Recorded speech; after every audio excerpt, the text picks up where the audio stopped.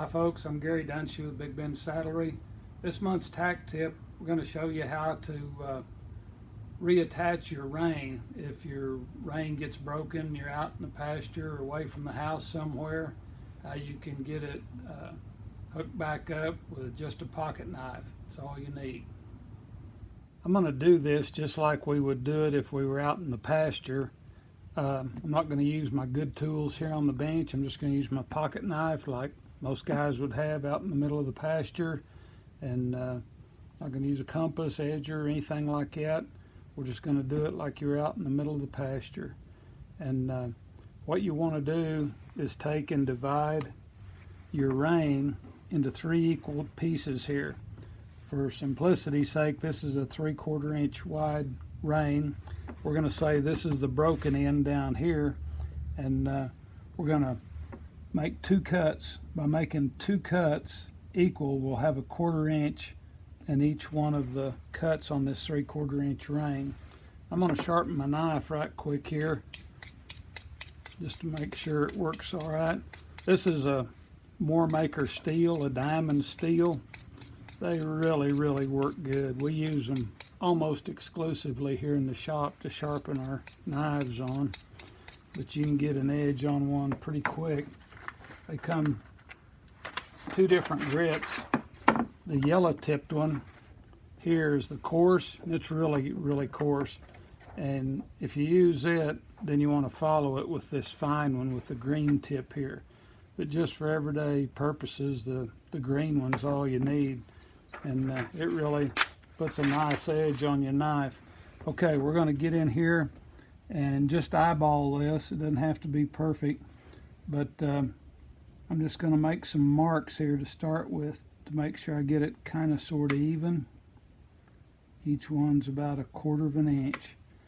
That's going to be pretty close. So I'm going to turn it over, and if it's possible, thin this end down just a little bit. Just reach in there with your pocket knife and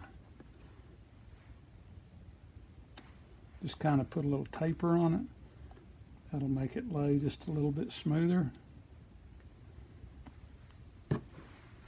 Okay. Then just try and cut a straight line, holding your knife straight up and down.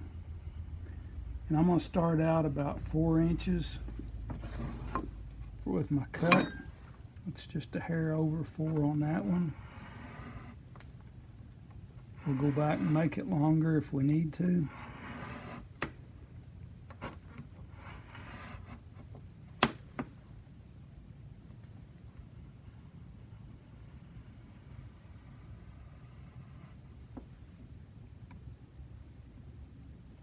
The length, there's no set length for making these cuts because it depends on how thick the leather is.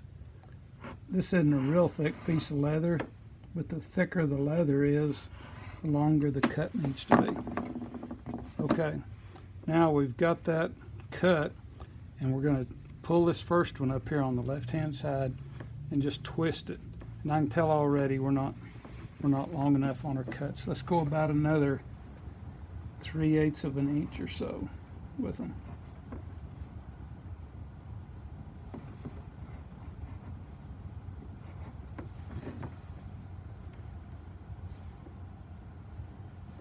Okay, now we're going to take this one and just twist it.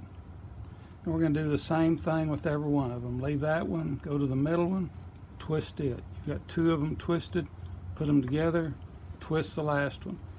And make sure you're twisting them the same direction. And then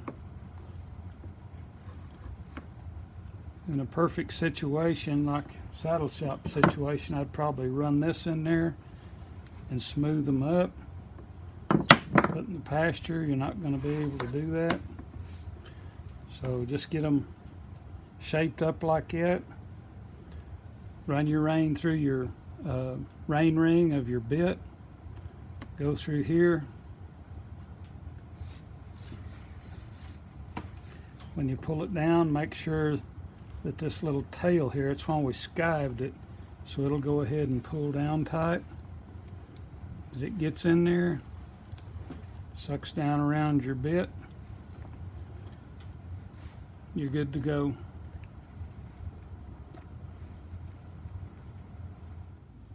Well, I hope you enjoyed the tack tip for this month, and if you have any questions concerning other tack problems or saddle questions or whatever, just feel free to give us a call here at Big Ben Saddlery. If you're ever in Alpine, drop by and visit with us. Thanks a bunch.